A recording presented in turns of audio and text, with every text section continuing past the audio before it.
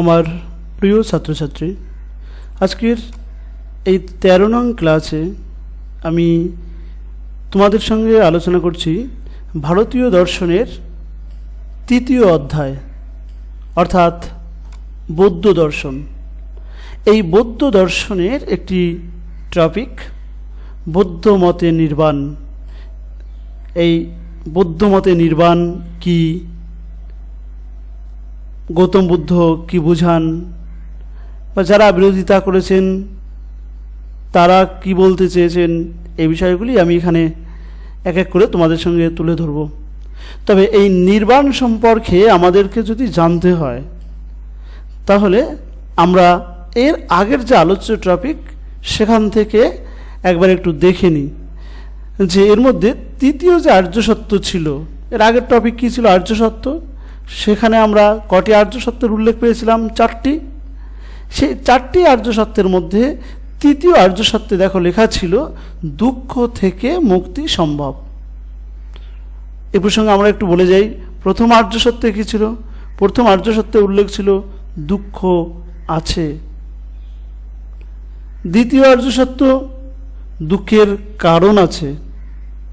আর তৃতীয় আর্য সত্যে কী রয়েছে? দুঃখ থেকে মুক্তি সম্ভব। দেখো আমি এখানে এই দুঃখ থেকে মুক্তি এটাকে সার্কেল করে দিয়েছি।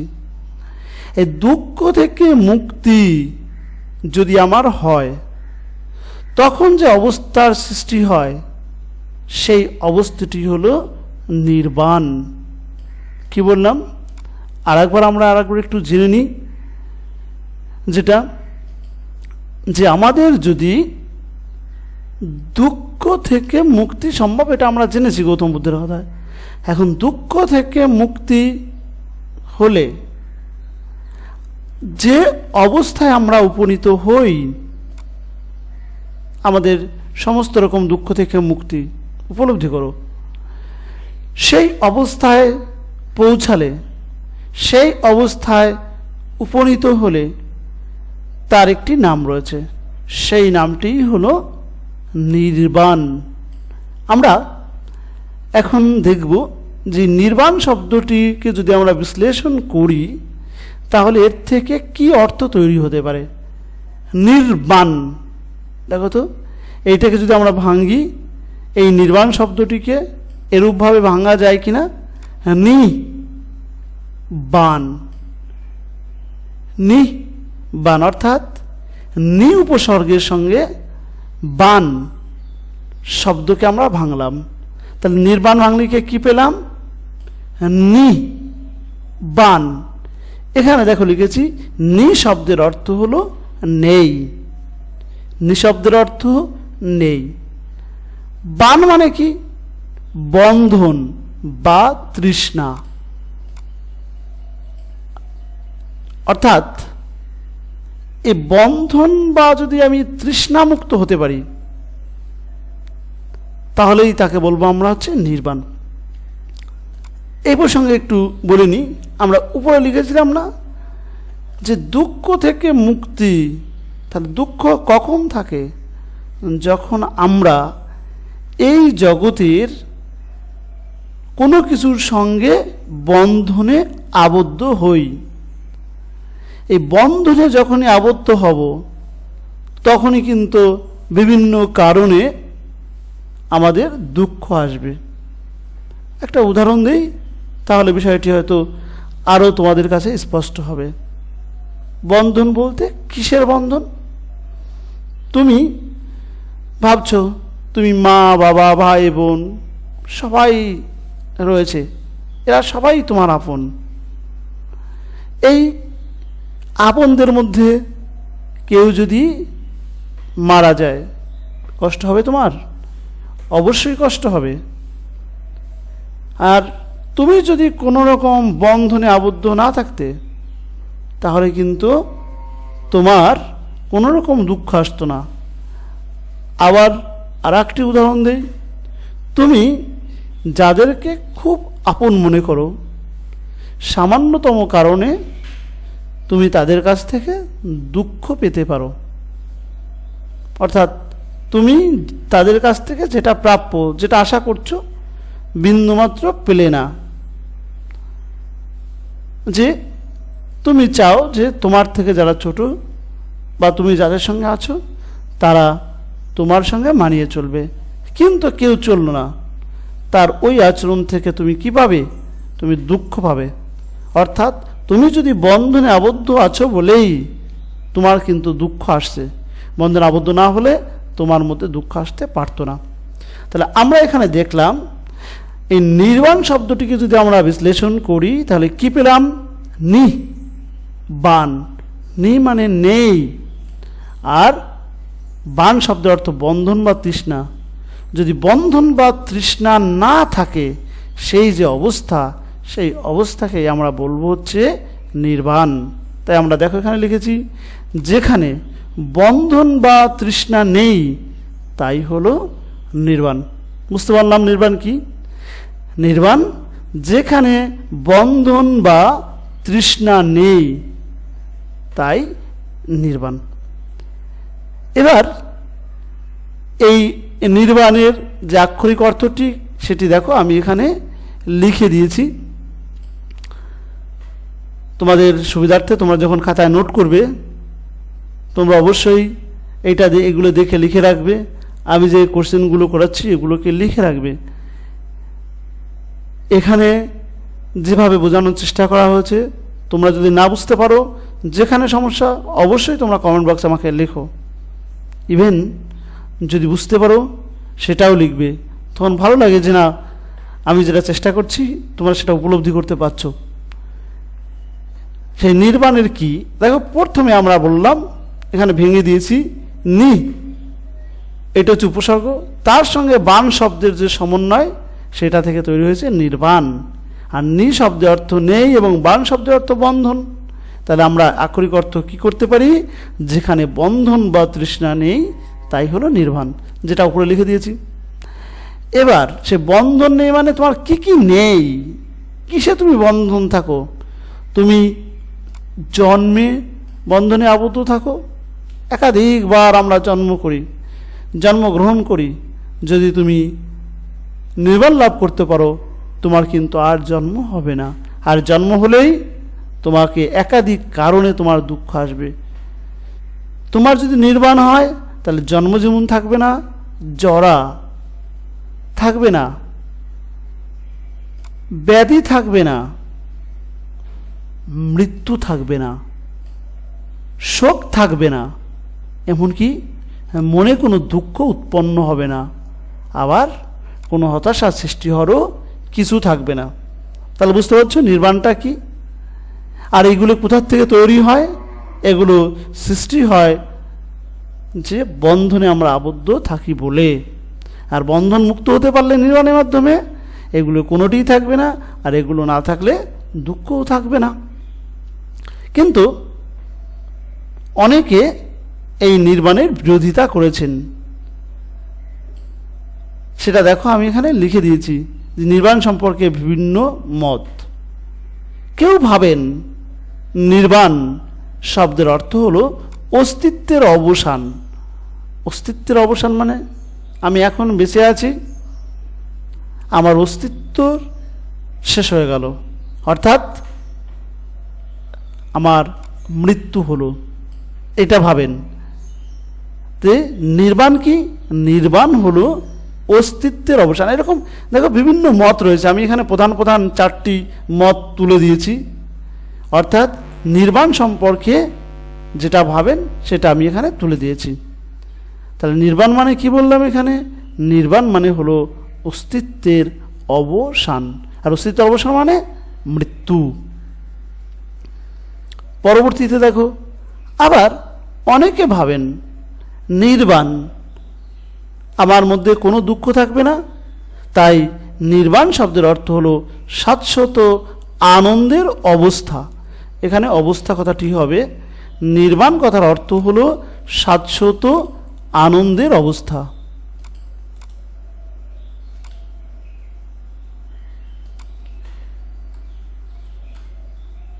তাহলে আমি এখানে জানলাম নির্বাণ কি।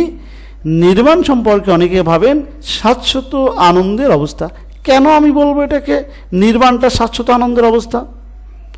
দেখো আমি যখন নির্বাণ লাভ করব তখন তো আমি তো সব কিছু থেকে মুক্ত, আমি মুক্ত, আমার মধ্যে ক্ষোভ থাকবে না, কোনো ক্লেশ বা কষ্ট থাকবে না। তাহলে এসব যদি না থাকে, কি থাকবে? শাশ্বত আনন্দ। এই যে শাশ্বত বা চিরন্তন যে আনন্দ তৈরি হবে, সেই আনন্দ বর্তমানে যেমন আছে সেটি ভবিষ্যতেও থাকবে। তাহলে শাশ্বত বা চিরন্তন কি? এই আনন্দের শেষ হয়ে আবার দুঃখ আসতে পারবে না। তাই এই আনন্দটিকে অনেকে বর্ণনা করেছেন শাশ্বত আনন্দ বলে। আর এই আনন্দে ক্ষোভ, ক্ষোভ মানে জানো, ক্ষোভ মানে কি? রাগ। ক্লেশ মানে কি? ক্লেশ মানে হচ্ছে কষ্ট। তুমি এই রাগ, ক্লেশ, দুঃখ এগুলো সমস্ত থেকে মুক্ত হয়ে যাবে। নেক্সট, আর আবার অনেকে ভাবেন যে নির্বাণ মানে কি? নির্বাণ মানে হচ্ছে অব্যক্ত অবস্থা। অব্যক্ত অবস্থা কেন? অব্যক্ত, ব্যক্ত মানে বর্ণনা করা, অব্যক্ত যাকে বর্ণনা করা যায় না। বর্ণনা করা যায় না কেন? বর্ণনা করা যায় না বলছে এমন এক সুখকর অবস্থা তৈরি হয় যে অবস্থাকে এই সাধারণের পক্ষে সেই সুখ অনুভূতিকে বোঝানো সম্ভব নয়।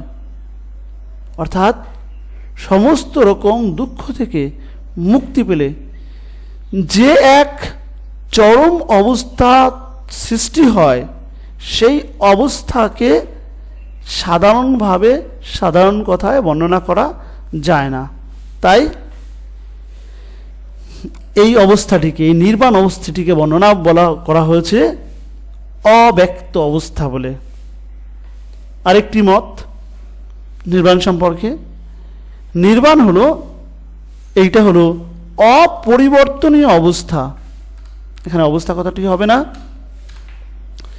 নির্বাণ মানে হচ্ছে অপরিবর্তনীয় অবস্থা। অপরিবর্তনীয় অবস্থা কেন, আমরা সেটা একটু জেনে নিই। এই অপরিবর্তনীয় অবস্থা অর্থাৎ নির্বাণ অবস্থায় তুমি যদি উপনীত হও, তাহলে সেই অবস্থা আমরা জানলাম সেটা এক আনন্দময় অবস্থা। এই আনন্দময় অবস্থা থেকে তুমি আর দুঃখময় অবস্থায় আসবে না। এমনই একটি অপরিবর্তনীয় নিশ্চয়ই আমরা বুঝতেই পারছি যে পরিবর্তন এর বিপরীত হচ্ছে অপরিবর্তনীয়। পরিবর্তন মানে প্রতি মুহূর্তে সেটা চেঞ্জ হয়ে যাবে। অপরিবর্তনীয় হচ্ছে যে অবস্থাটি চেঞ্জ হবে না, যে আনন্দের অবস্থা চেঞ্জ হবে না। তাই এখানে দেখো লিখেছি, যেহেতু এটি একটি শাশ্বত অবস্থা, শাশ্বত অবস্থা আগে ছিল, অর্থাৎ যে অনাবিল অবস্থা, যে অনাবিল আনন্দ তৈরি হয়েছে, সেই অবস্থা যেটি বর্তমানে আছে সেই অবস্থাটি নষ্ট হবে না। তাই এই অবস্থাটিকে বলা হয়েছে অপরিবর্তনীয় অবস্থা। এখন আমরা দেখে নেব যে এর প্রশ্নের উপর কোন কোন ধরনের প্রশ্ন পরীক্ষায় আসে, সেগুলো কি কি। এসে কি প্রশ্ন, ফার্স্ট কোশ্চেনটি, নির্বাণ শব্দের অর্থ কি? আমরা কি শিখেছি নির্বাণ শব্দের অর্থ? দেখো তো, নির্বাণ শব্দের অর্থ আমরা এখান থেকে পেতে পারি। নির্বাণ শব্দ যদি আমরা আক্ষরিক অর্থে যাই, বন্ধ বা তৃষ্ণাহীন, বন্ধন বা তৃষ্ণাহীন। এর আর একটা নাম রয়েছে যে তৃষ্ণা না থাকা মানে আমার সমস্ত দুঃখ বন্ধ হয়ে যাওয়া, নির্বাপিত হওয়া। তাহলে নির্বাণ শব্দের আক্ষরিক অর্থ হলো বন্ধনহীনতা বা তৃষ্ণাহীনতা। তাই তো দাঁড়াচ্ছে, দেখো, নি মানে নেই, বান শব্দের অর্থ হলো নি মানে নেই, বান শব্দের অর্থ তৃষ্ণা। তাহলে নির্বাণ মানে নেই, কি নেই? বন্ধন নেই বা তৃষ্ণা নেই। তাই আমরা এখানে লিখব যে নির্বাণ শব্দের অর্থ হলো বন্ধনহীনতা বা তৃষ্ণাহীনতা বা নির্বাপিত হওয়া, এ কথাটি লিখব। আক্ষরিক অর্থ পেলাম। পরবর্তী প্রশ্ন, বৌদ্ধ মতে দুঃখ নিরোধকে কি বলা হয়েছে? অর্থাৎ দুঃখ থেকে তুমি যদি মুক্তি পেয়ে যাও সেই অবস্থাটাকে কি বলা হয়েছে? কি অবস্থা? আমরা এখানে জানলাম যে যখন তোমার দুঃখ থাকবে না সেই অবস্থা, দুঃখ থেকে তুমি যখন মুক্তি পেয়ে যাবে সেই যে অবস্থা, সেই অবস্থাটাকে কি বলা হয়েছে? হ্যাঁ, এটি হবে নির্বাণ। নির্বাণ বলা হয়েছে তাকে। পরবর্তী প্রশ্ন, বৌদ্ধ দর্শনে নির্বাণ বলতে কি বোঝানো হয়েছে? তোমরা এই কথাটি বলে দেবে। এখান থেকে তুমি সংজ্ঞা তৈরি করতে পারো। বৌদ্ধ দর্শনে নির্বাণ বলতে দুঃখ থেকে মুক্তির অবস্থাকে বোঝানো হয়েছে। এখান থেকে সংজ্ঞা তৈরি করতে পারো। বৌদ্ধ দর্শনে নির্বাণ বলতে দুঃখ থেকে মুক্তির অবস্থাকে বোঝানো হয়েছে। আর যদি আক্ষরিক অর্থ থেকে বোঝলো তাহলে তুমি বলবে যে বৌদ্ধ দর্শনে নির্বাণ বলতে বন্ধন বা তৃষ্ণাহীনতা অবস্থাকে বোঝানো হয়েছে। নেক্সট, এখানে একটি অপশন রয়েছে।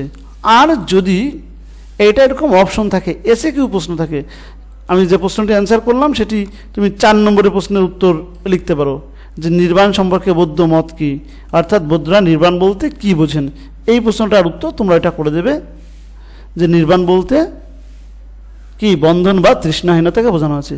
কিন্তু এই প্রশ্নটি দেখো এমসিকিউ প্রশ্ন, এখানে অপশন আছে যে বৌদ্ধ দর্শন নির্বাণ বলতে কোন অবস্থাকে বোঝানো হয়েছে? মোক্ষ, স্বর্গ, মৃত্যু, কোনোটি নয়। কী হবে এটির অ্যান্সার? দেখো আমরা পেলাম না যে নির্বাণ মানে কি। অনেকে ভাবেন আমাদের অস্তিত্বের অবসান, অর্থাৎ নির্বাণ শব্দের অর্থ হলো মৃত্যু। ওকে, থ্যাংক ইউ। কমপ্লিট করলাম আজকের ক্লাসটি। তোমরা সঙ্গে থাকো এবং বোঝার চেষ্টা করো। আর ভালো লাগলে অবশ্যই লাইক করতে ভুলবে না। আর চ্যানেলটিতে নতুন হলে প্রতিদিনের আপডেট পেতে অবশ্যই চ্যানেলটিকে সাবস্ক্রাইব করে নোটিফিকেশনটাকে অন করবে। Thank you so much.